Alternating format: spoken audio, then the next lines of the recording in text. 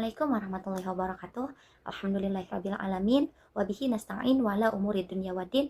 Wassalatu wassalamu ala asyrofil anbiya'i wal mursalin wa ala alihi wa sahbihi ajmain amma ba'du. Pertama-tama puji dan syukur marilah kita panjatkan kehadirat Allah Subhanahu wa taala karena atas limpahan rahmat dan karunia-Nya akhirnya saya dapat menyelesaikan penyusunan proposal penelitian ini. Tidak lupa sholawat beserta salam semoga tercurah limpahkan kepada junjungan kita yakni Nabi Muhammad Shallallahu Alaihi Wasallam, kepada keluarganya, kepada para sahabatnya, kepada atba'ut tabi'in dan tabi'atnya, dan tidak lupa juga semoga tercurah kepada kita selaku umatnya. Amin ya robbal alamin. Yang saya hormati Bapak dan Ibu dosen penguji, yang saya hormati dosen pembimbing saya Profesor Dr. Haji Teddy Priyatna MAG dan Bapak Syamsuddin Aziz Saputra MPD. Serta hadirin yang saya hormati, perkenalkan nama saya Anastasia Nur Khalifah Az-Zahra, mahasiswa program studi pendidikan agama Islam Fakultas Tarbiyah dan Keguruan Universitas Islam Negeri UIN Sunan Gunung Jati Bandung. Nah, pada kesempatan kali ini, izinkan saya memaparkan garis besar proposal penelitian saya. Nah, sekarang kita akan masuk kepada pembahasan. Pembahasan yang pertama ada pada latar belakang. Jadi, latar belakang penelitian saya ini diangkat dari fenomena yang sering kita lihat atau fenomena yang sekarang sedang marak terjadi di kalangan remaja, yaitu meningkatnya penggunaan media sosial seperti TikTok, Instagram, dan WhatsApp. Nah, sebetulnya media sosial ini memang memberikan banyak manfaat ya, tetapi di sisi lain juga media sosial ini menimbulkan gitu masalah-masalah emosional seperti mudahnya marah, terus stres, bahkan rendahnya kontrol diri. Nah, remaja-remaja sekarang itu seringkali gitu terbawa arus oleh komentar-komentar negatif gitu. Bahkan mereka itu terlibat dalam perilaku cyberbullying gitu atau bully online ya, seperti yang sekarang sedang marak terjadi. Nah, yang berakibat gitu pada ketidakstabilan emosi mereka. Nah, di dalam kondisi ini, nilai-nilai agama itu akan memiliki peran penting gitu. Nah, nilai-nilai keagamaan seperti kesabaran, kejujuran, lalu keikhlasan, lalu tanggung jawab gitu, akan dapat membantu para remaja itu mengendalikan diri mereka dan berperilaku lebih positif lagi gitu di era digital sekarang ya. Nah, beberapa penelitian sebelumnya juga menunjukkan bahwa nilai-nilai keagamaan itu memiliki pengaruh terhadap kontrol diri dan kestabilan emosi. Jadi oleh karena itu, saya ingin meneliti gitu sejauh mana nilai-nilai keagamaan itu berpengaruh terhadap kestabilan emosi remaja di media sosial. Nah, rumusan masalah yang saya ambil dalam penelitian ini adalah yang pertama, apakah terdapat pengaruh nilai-nilai keagamaan terhadap kestabilan emosi remaja di media sosial? Yang kedua, sejauh mana penerapan nilai-nilai keagamaan itu mempengaruhi pengendalian emosi remaja? Lalu yang ketiga, nilai keagamaan apa yang paling berpengaruh gitu terhadap keseimbangan emosi remaja di media sosial? Nah, lanjut. Tujuan penelitian ini ialah untuk mengetahui, menganalisis, dan mengukur pengaruh nilai-nilai keagamaan terhadap kestabilan emosi remaja di media sosial. Selanjutnya ada manfaat penelitian. Manfaat penelitian ini terbagi menjadi dua. Yang pertama, secara teoritisnya, penelitian ini diharapkan menambah literatur atau menambah wawasan ya tentang hubungan antara nilai keagamaan dan emosi remaja.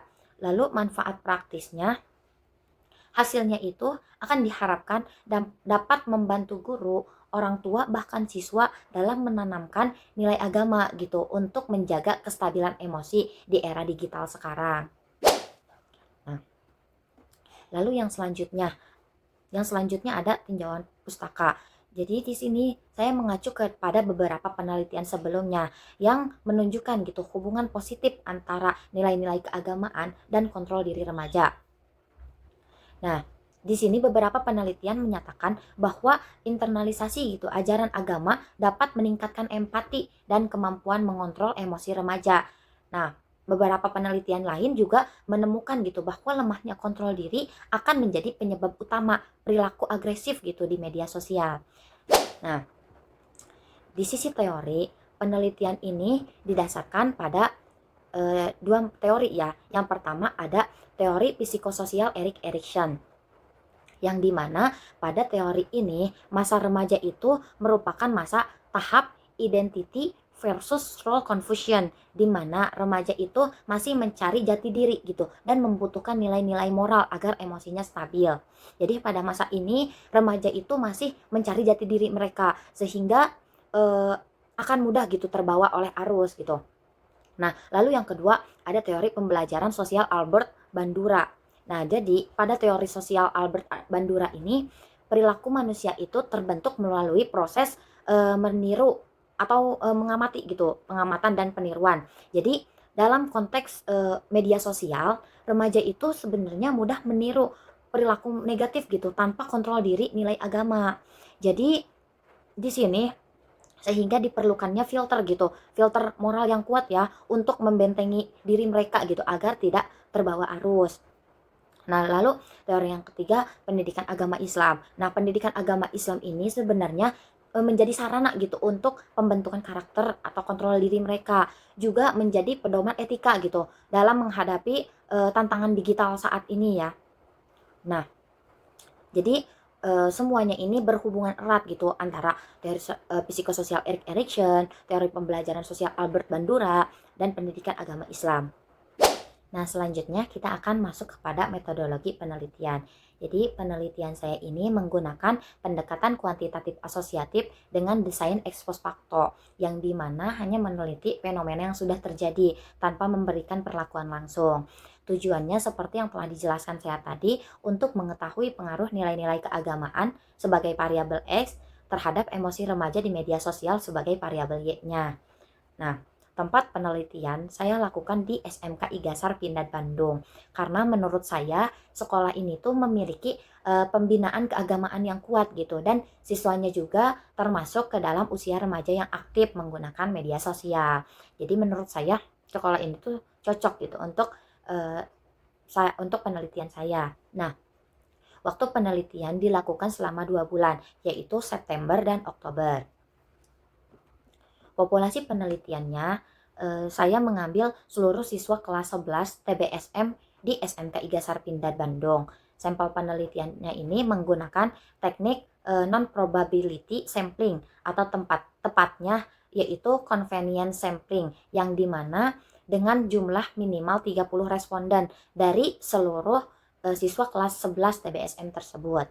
Nah, instrumen yang saya gunakan yaitu berupa angket dengan skala Likert 1 sampai 5. Lalu hasil uji validitas dan reabilitasnya itu menunjukkan dari ke-20 butir pertanyaan itu, 14 item itu dinyatakan valid, dan hasil reabilitasnya dengan nilai Cronbach alpha sebesar 0,766, sehingga instrumen ini tuh dianggap reliable gitu dan layak digunakan. Nah, datanya itu menggunakan regresi linear sederhana dengan bantuan SPSS untuk mengetahui seberapa besar pengaruh nilai-nilai keagamaan terhadap kestabilan emosi remaja di media sosial. Nah, lalu hipotesis penelitiannya ini, ada pengaruh nilai-nilai keagamaan terhadap emosi remaja di media sosial, tidak adanya pengaruh nilai-nilai keagamaan terhadap emosi remaja di media sosial. Nah, alhamdulillah ya, rangkaian pembahasan saya ini sudah selesai. Sebagai penutup, melalui penelitian ini saya harap dapat memberikan kontribusi nyata gitu dalam bidang pendidikan agama Islam, khususnya dalam pembinaan karakter dan pengendalian emosi remaja gitu di era digital. Nah, hasil penelitian ini diharapkan akan menjadi bahan pertimbangan bagi guru PAI, bagi orang tua dan sekolah dalam menanamkan nilai-nilai keagamaan gitu, agar remaja itu mampu berinteraksi di media sosial dengan santun, sabar, sopan, dan bertanggung jawab. Nah, demikian pemaparan proposal penelitian yang dapat saya sampaikan. Saya mohon maaf yang sebesar-besarnya dan mohon kritik, saran, dan masukan dari para dosen penguji demi penyempurnaan penelitian saya ke depan. Saya berterima kasih banyak atas perhatian semuanya. Wassalamualaikum warahmatullahi wabarakatuh.